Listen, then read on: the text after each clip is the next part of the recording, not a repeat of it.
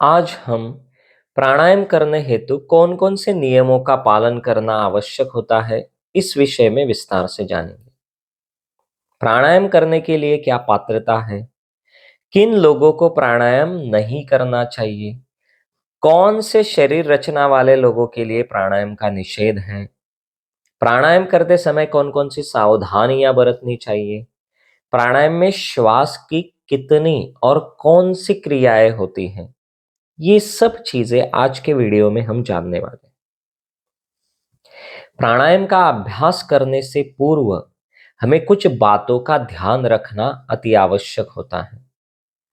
सबसे पहले हम जानेंगे कि प्राणायाम करने के लिए क्या पात्रता होती है। घेरण संहिता में इस संबंध में विस्तार से लिखा है। प्रथमतः स्थान, काल, मिताहार और नाड़ी की शुद्धि करनी चाहिए। इसके पश्चात ही प्राणायाम का अभ्यास करना चाहिए। अब हम जानेंगे कि प्राणायाम का स्थान कौन सा होना चाहिए। प्राणायाम का स्थान समतल, शुद्ध, शांत और हवादार होना चाहिए। प्राणायाम का अभ्यास एकांत में, शुद्ध वातावरण, सुरक्षित तथा शुद्ध सात्विक निर्मल स्थान पर ही करना चाहिए। यदि संभव हो तो जल के समीप बैठकर आप प्राणायाम का अभ्यास करें। बगीचे में भी बैठकर कर सकते हैं। दूर देश, अरण्य, कोलाहल या भीड़ भाड़ वाली जगह तथा गंदगी की जगह, धूल धुएं वाली जगह पर प्राणायाम का अभ्यास नहीं करना चाहिए। जहां सीधी, तेज तथा अशुद्ध वायु हो, वहां प्राणायाम नहीं करना चाहिए। तेज पंखे के नीचे प्राणायाम ना करें। यदि वातावरण में धूल अथवा धुआं हो, आसपास दुर्गंध आती हो अथवा वायुमंडल विषाक्त हो, ऐसे वातावरण में प्राणायाम का अभ्यास कदापि ना करें, अन्यथा कुपरिणाम ही प्रकट होंगे। भूमि यदि सीलन से भरी हो, शुद्ध वायु का आगमन ना हो अथवा आसपास किसी बाधा या हलचल की आशंका हो, तो भी प्राणायाम का अभ्यास ना करें। शहरों में जहां प्रदूषण का अधिक प्रभाव होता है, उस स्थान को प्राणायाम से पहले घृत एवं गुग्गुल द्वारा सुगंधित कर ले या घृत का दीपक जलाएं। पवित्र स्थान, शांत वातावरण, शुद्ध वायु आदि होने पर प्राणायाम के अभ्यासियों को शीघ्र ही लाभ दृष्टिगोचर होने लगता है। अब हम जानेंगे कि प्राणायाम के लिए काल कौन सा होना चाहिए। नए साधक के लिए बसंत और शरद ऋतु उपयोगी है। अनुभवी साधक के लिए कोई बंधन नहीं है। प्राणायाम का अभ्यास सूर्योदय से पूर्व करना है। नित्य क्रिया से निवृत्त होने के बाद सबसे पहले आसन करें, तत्पश्चात प्राणायाम का अभ्यास शुरू करें। प्राणायाम के अभ्यास का सबसे अच्छा समय प्रातःकाल की ब्रह्मवेला है, क्योंकि उस समय वायुमंडल शांत होता है, गर्दो गुबार नहीं होता और वायु में ऑक्सीजन की मात्रा अधिक होती है। प्रातः शरीर शुद्धि के बाद निश्चित आसन पर बैठकर प्राणायाम का अभ्यास करना चाहिए। शुरू में 5 से 10 मिनट तक अभ्यास करें, फिर धीरे धीरे समय बढ़ाकर आधे घंटा भी कर सकते हैं।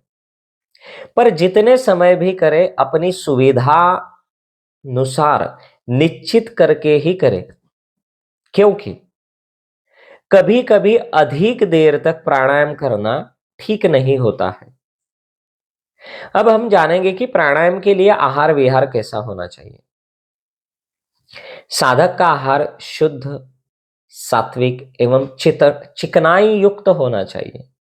दूध, घृत, बादाम एवं फलों का उचित मात्रा में प्रयोग करना चाहिए।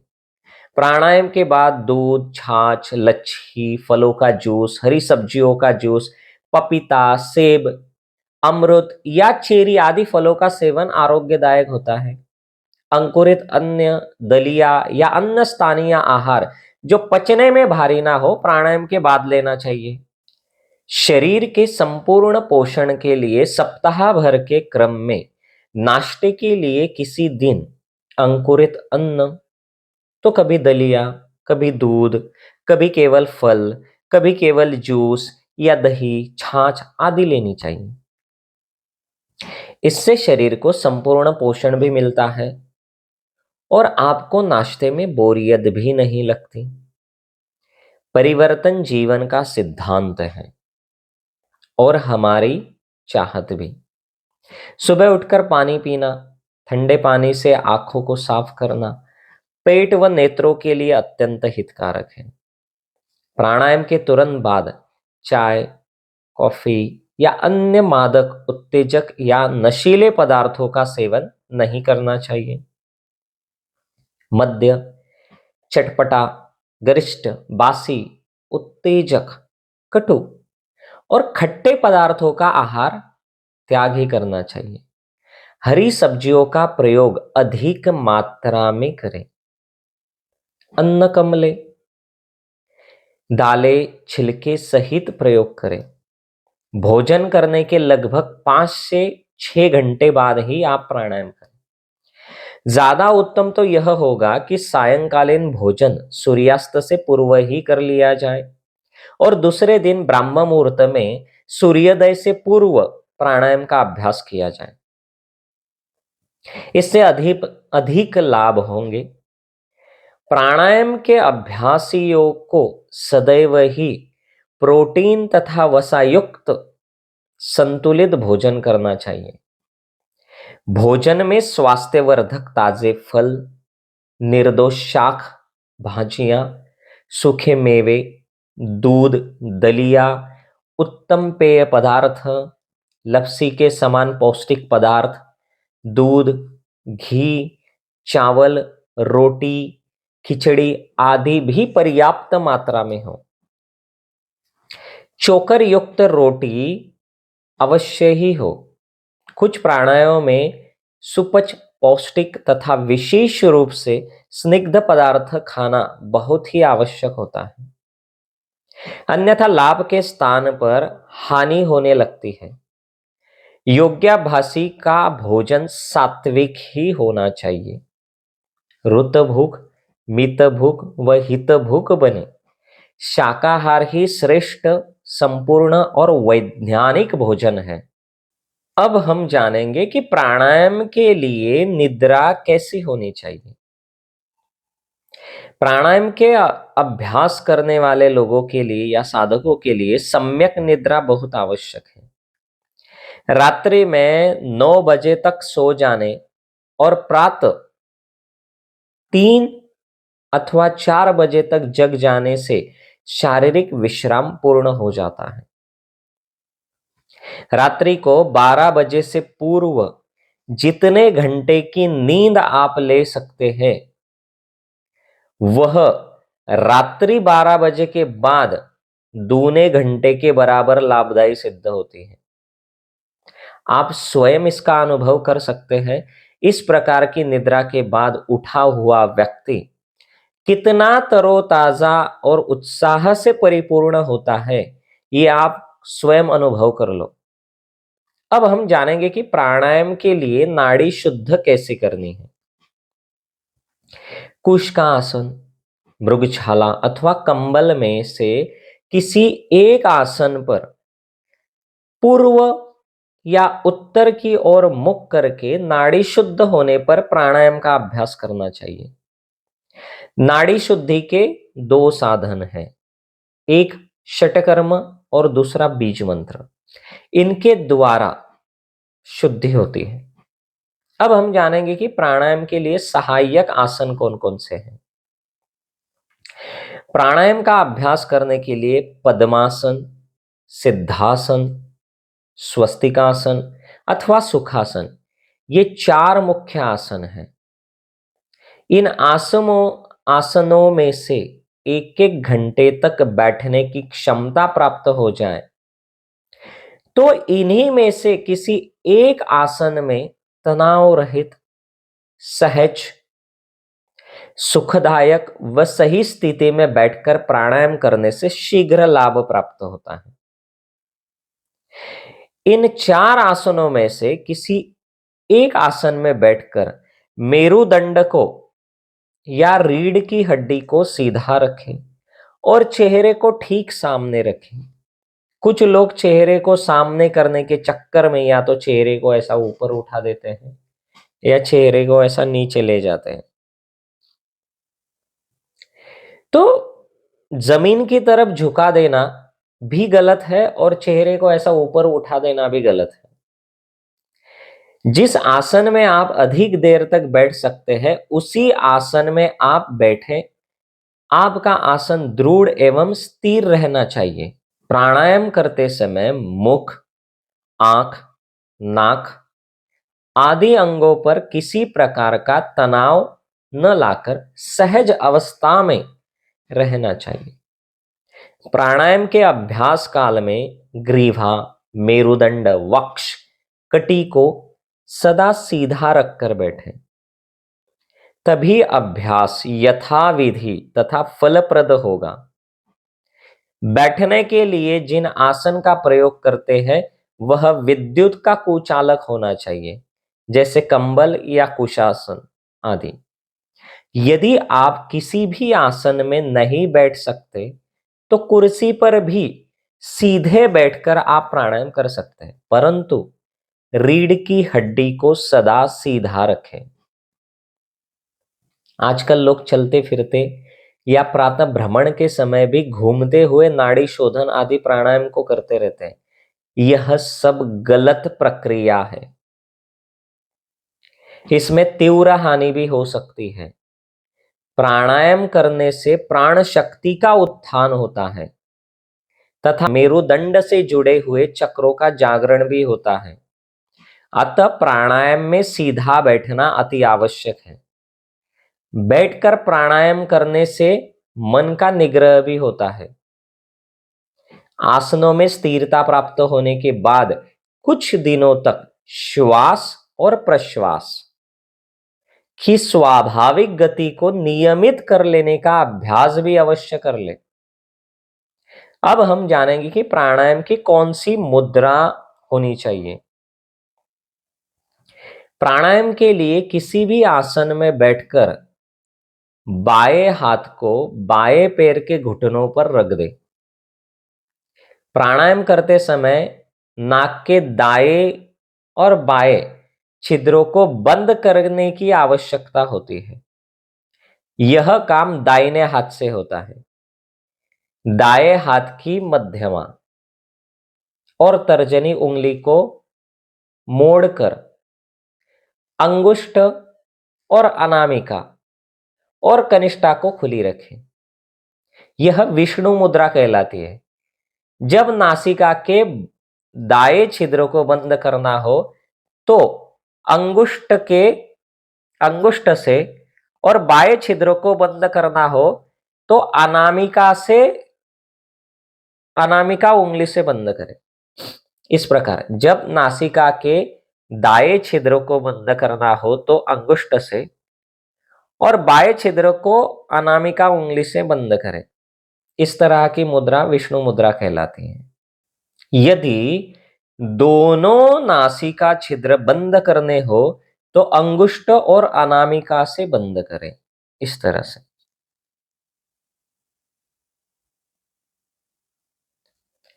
जब प्राणायाम में नाक पकड़ने की आवश्यकता ना हो तो दोनों हाथ आराम से घुटनों पर रख दें।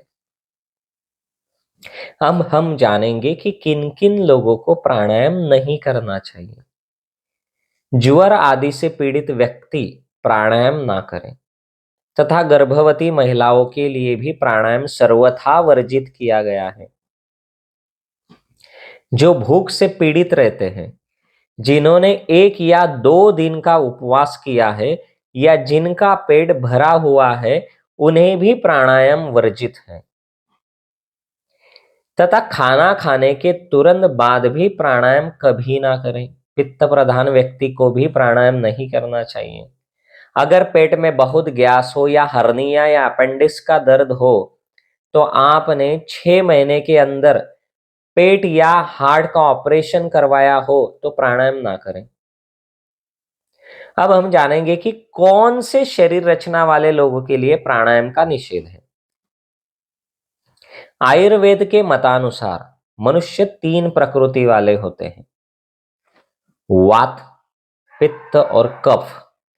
आयुर्वेद में मुख्यतः इन तीनों दोषों का प्रकोपित होना या विषम होना रोग की उत्पत्ति का कारण माना गया है। तीनों दोषों का संबंध विविध शरीरा के अंतर्गत तंत्र और संस्थाओं से किया गया है। इसीलिए सही ढंग से नियमानुसार प्राणायाम करने से तीनों दोषों को सम अवस्था में ठीक रखा जा सकता है। वात प्रकृति लोग वायु विकारों से शीघ्र ग्रसित हो जाते हैं। जरा सी भी ठंडी वायु या आर्द्र वायु उनके स्वास्थ्य को विचलित कर देती है। जहां प्राणायाम करने से स्वास्थ्य लाभ किया जाता है, वही कुछ प्राणायाम विशेष प्रकृति वाले लोगों के लिए दुखदायी भी सिद्ध हो सकते हैं। यदि साधक कुछ प्रयोगों से अपनी इन प्रकृतियों को विजित कर ले तो वह भी इन प्राणायाम को कर सकता है। यह करने के लिए प्रथम उसे कुछ योगासन करके अपने शरीर के अवयवों को सुदृढ़ बनाना आवश्यक है।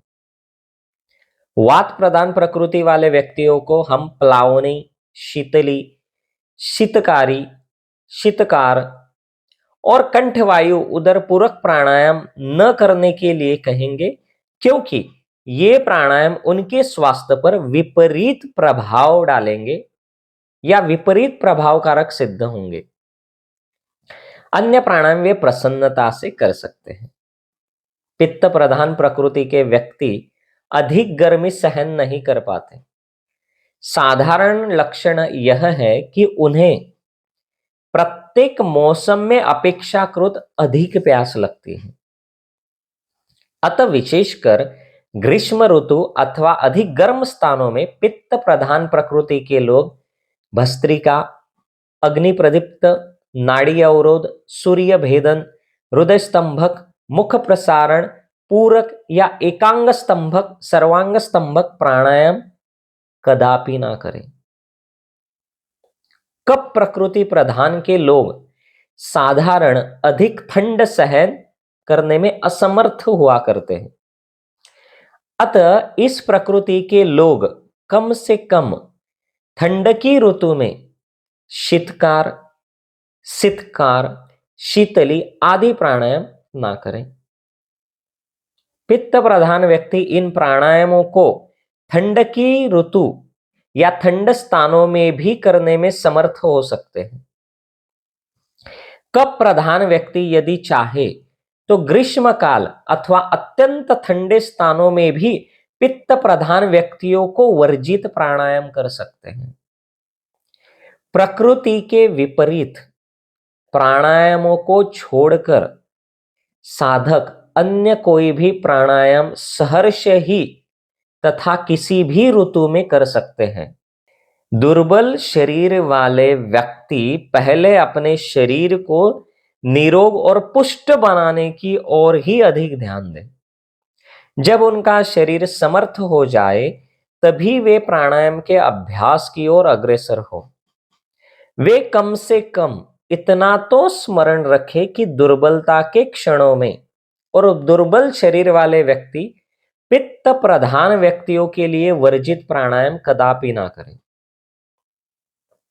अब हम जानेंगे कि प्राणायाम करते समय कौन कौन सी सावधानियां बरतनी चाहिए।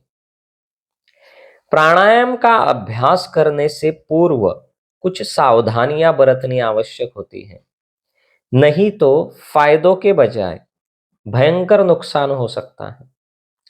सबसे पहले 3 बातों की आवश्यकता है। एक विश्वास, दूसरा सत्य भावना और तीसरा दृढ़ता।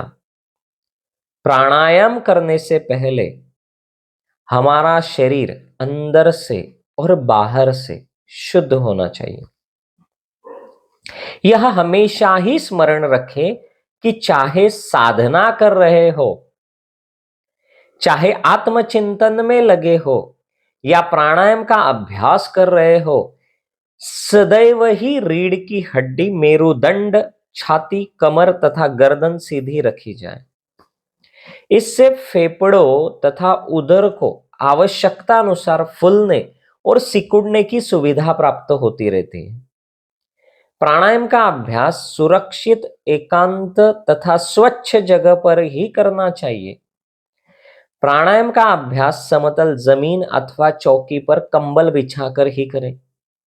प्राणायाम का अभ्यास एक निश्चित आसन में शांत मन से करना चाहिए। प्राणायाम करते समय हमारे शरीर में कहीं भी किसी भी प्रकार का तनाव नहीं होना चाहिए। यदि तनाव में प्राणायाम करेंगे तो उसका लाभ नहीं मिलेगा। प्राणायाम करते समय अपनी शक्ति का अतिक्रमण ना करें। हर सांस का आना या जाना बिल्कुल आराम से होना चाहिए। हर सांस के आने या जाने के साथ मन ही मन ओमकार का उच्चारण भी आप कर सकते हैं। ओम के जाप का उच्चारण करने से हमारे पूरे शरीर में सिर से लेकर पैर के अंगूठे तक एक वाइब्रेशन होती है, जो हमारे अंदर की नेगेटिव एनर्जी को बाहर निकाल के मन और आत्मा को शुद्ध कर लेती है, जिससे आपको आध्यात्मिक एवं शारीरिक लाभ मिलेगा और प्राणायाम का लाभ दुगना होगा। सांस लेते समय मन ही मन भगवान से प्रार्थना करनी है कि हमारे शरीर के सारे रोग शरीर से बाहर निकाल दे और ब्रह्मांड की सारी ऊर्जा, ओज, तेजस्विता हमारे शरीर में भर दे। ऐसा नहीं है कि केवल बीमार लोगों को ही प्राणायाम करना चाहिए। यदि बीमार नहीं भी हो तो भी सदा निरोग रहने के लिए प्रार्थना के साथ प्राणायाम करें। प्राणायाम करते समय नाक से सांस लें और नाक से ही सांस बाहर निकालें। मुंह बंद रखें, इससे श्वास फिल्टर होकर अंदर जाता है। इससे शरीर का तापमान भी ईड़ा मतलब चंद्र, पिंगला मतलब सूर्य नाड़ी के द्वारा सुव्यवस्थित रहता है और विजातीय तत्व नासा छिद्रों में ही रुक जाता है। वैसे तो प्राणायाम की कई विधियां हैं, लेकिन उनका अभ्यास किसी विशेषज्ञ व्यक्ति से भली भांति सीख और समझकर ही करना उचित रहता है, जिससे हानि होने की संभावना ना रहे। प्राणायाम से जहां अद्भुत शक्तियां प्राप्त होती है, वहां उससे हानि भी हो सकती है। इसीलिए प्राणायाम किसी विशेषज्ञ के द्वारा ही सीखने चाहिए। प्राणायाम हमेशा खाली पेट करने चाहिए। अगर आपने कोई लिक्विड पिया है, चाहे वह 1 कप चाय ही क्यों ना हो, तो कम से कम 2 घंटे बाद ही प्राणायाम करें। अगर आपने कोई सॉलिड या ठोस पदार्थ खाया हो तो कम से कम 5 घंटे बाद ही आप प्राणायाम करें। प्राणायाम के उपरांत आधा घंटा कुछ भी खाए पिए नहीं। प्राणायाम स्नान करके करते हैं तो अधिक आनंद प्राप्त होता है, प्रसन्नता एवं पवित्रता का अनुभव होता है। प्राणायाम के उपरांत स्नान न करें।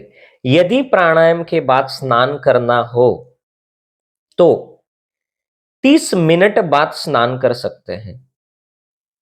टीवी देखते हुए प्राणायाम ना करें। आसनों के बाद प्राणायाम कर सकते हैं, किंतु प्राणायाम के बाद आसन कदापि ना करें। प्राणायाम को करने के बाद कम से कम 30 मिनट तक कोई भी हार्ड एक्सरसाइज जैसे दौड़ना, जिम की कसरतें आदि नहीं करनी चाहिए। प्राणायाम में श्वास को हठपूर्वक नहीं रोकना चाहिए। प्राणायाम करने के लिए श्वास अंदर लेना पूरक, श्वास को अंदर रोक कर रखना अंतरकुंभक, श्वास को बाहर निकालना रेचक और श्वास को बाहर ही रोक कर रखना बाह्य कुंभक कहलाता है। प्राणायाम का अर्थ सिर्फ पूरक, कुंभक एवं रेचक ही नहीं, बल्कि श्वास और प्राणायाम की गति को नियंत्रित और संतुलित करते हुए अपने मन को स्थिर एवं एकाग्र करने का अभ्यास करना है। प्राणायाम का अभ्यास धीरे धीरे, बिना किसी उतावली के, धैर्य के साथ, सावधानी से करना चाहिए। प्राणायाम को धीरे धीरे बढ़ाते हुए प्राण पर नियंत्रण करना चाहिए, अन्यथा साधक को नुकसान हो सकता है। प्राणायाम के दीर्घ अभ्यास के लिए संयत एवं सदाचार का पालन करें। प्राणायाम करते समय मन शांत एवं प्रसन्न होना चाहिए। वैसे प्राणायाम से भी मन स्वतः ही शांत और प्रसन्न तथा एकाग्र हो जाता है। अब हम जानेंगे कि प्राणायाम में श्वास की कितनी और कौन सी क्रियाएं होती हैं। प्राणायाम में श्वास की 3 क्रियाएं की जाती हैं। पूरक अर्थात श्वास अंदर लेना, रेचक अर्थात श्वास को बाहर निकालना तथा कुंभक अर्थात श्वास को अंदर या बाहर ही रोक कर रखना। अंदर श्वास भरकर रोकने को आंतरिक कुंभक कहते हैं और श्वास को बाहर निकालकर रोकने को बाह्य कुंभक कहते हैं। आज मैंने आपको प्राणायाम के नियमों के विषय में विशेष जानकारी दी है।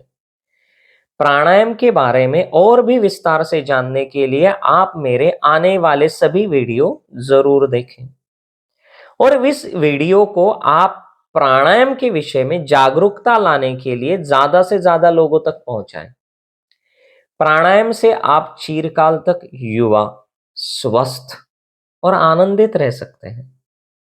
आप दीर्घायु प्राप्त कर सकते हैं। जो भी इंसान को दीर्घायु प्राप्त होती है वो प्राणायाम के वजह से जल्दी प्राप्त हो सकती है। सो दोस्तों, योग मोक्ष प्राप्त करने का सर्वोत्तम मार्ग है, इसलिए आप सभी लोग आज से ही योग को अपनाएं और अपने जीवन को सफल बनाएं। अपनाएं योग, रहे निरोग। शुभम भवतु।